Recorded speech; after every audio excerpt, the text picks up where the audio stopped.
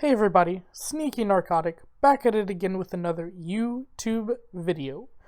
And today I wanted to go over a new thing that's happening in Magic right now, and that is that the Wizards of the Coast announced the London Mulligan rule will be the new Mulligan rule across all formats from now on.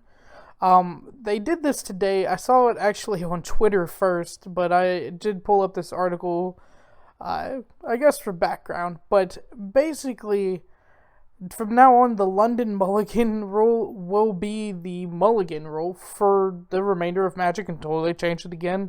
So I thought, for those that do not understand what Mulligan is, or don't even understand what the new London Mulligan rule is, I'd at least go over all of that today. So, Magic the Gathering started back in 1993 with no Mulligan rules. They actually thought that it was too.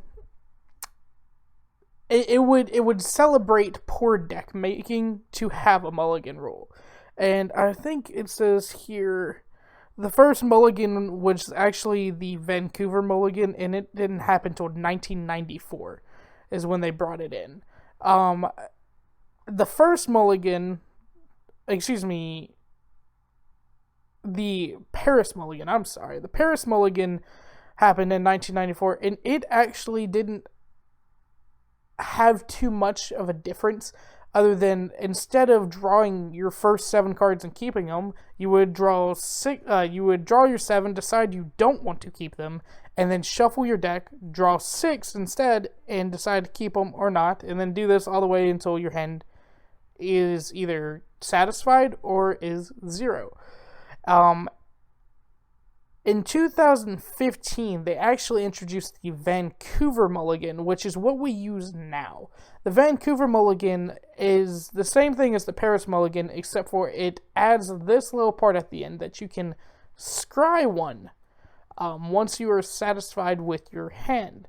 And this is actually very powerful. I know for those that have watched my other YouTube videos, you know how I feel about scrying. Scrying is kind of half drawing a card, as in my opinion. So instead of starting with 6 as you did in the Paris Mulligan, you would start with 6.5, or after the first Mulligan. Now in the London Mulligan, we kind of go a little backwards, but it's still pretty cool. So the London Mulligan, you draw 7 cards. You decide that you don't like your first 7. Well, you draw 7 cards again, and then you put 1 back on the bottom of your library if you mulligan to 5, which means that you picked up your first hand, didn't like it, you picked up your second hand, didn't like it, you mulligan to 5. So you have to choose now 2 cards to come out of your 7-card mulligan, your 7-card hand. So you choose 2 cards to go out, and you put them on the bottom in an order of your choice. This is pretty cool. It was actually at the Mythic Championship London 2019, so not that long ago that they actually play tested this. I'm going to show you guys. I use Untap.in here. It's one of my. It used to be my favorite and only place to play Magic Online, and it's not anymore. MTGA is, but it is still a place I use for Commander, and so I am going to be playing a solo game against myself just to show you guys what it's like to use the Mulligan rule. So let's put Tessa Karlov in here. This is my Commander deck, so don't pay attention to the 100 cards in my deck, but we're going to draw 7 cards. Well, let's go in here so you guys can see the cards better. I don't like these 7 cards, right? In fact, there's only 2 lands in here, and yeah, Ashnod's Altars, okay, I guess, but I don't even have anything to play in this deck, so we're going to mulligan. The regular mulligan, actually, I think they had a shortcut to this. Thought they had a shortcut to this. I guess they didn't. So we're going to mulligan. We're going to put everything back in my deck. Could have sworn. God, guys, this has been so long since I've played that I barely know what I'm doing. Untap, I'm sorry. I'm letting you down, I'm sure.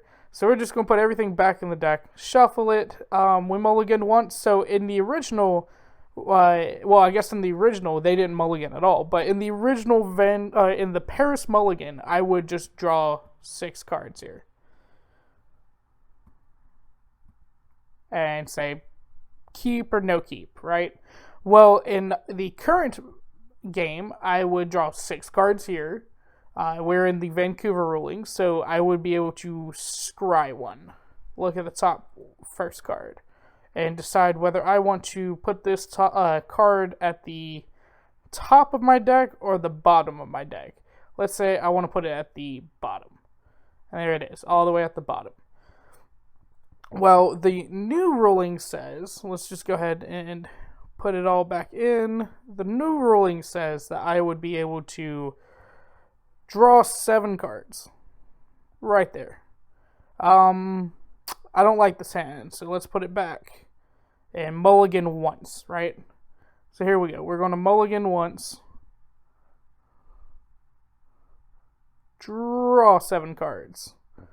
I get to see all 7 cards. Now I have to pick one of these to go at the bottom if I keep this hand. Let's say I don't even keep this hand. Let's say I'm dumb and I want to mulligan down to 5 cards in my hand because my deck sucks, or I just, I'm getting screwed by the mana gods and everything like that. So let's draw 7 cards. Hey, this hand looks amazing, but I have to choose 2 cards to go at the bottom. So, for instance, on Untapped, I can choose which one goes to the bottom first. Sorry, I keep on accidentally hitting A, that's why you're seeing alert response. But I can choose which card goes to the bottom first. Let's say, how do I look at my library from here?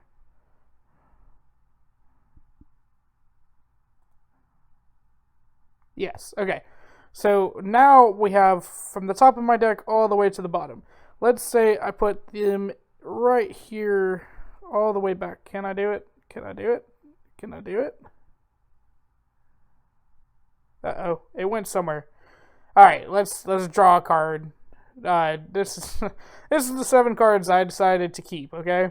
I'm going to put one at the bottom of my deck first, and then the next on the bottom of my deck second.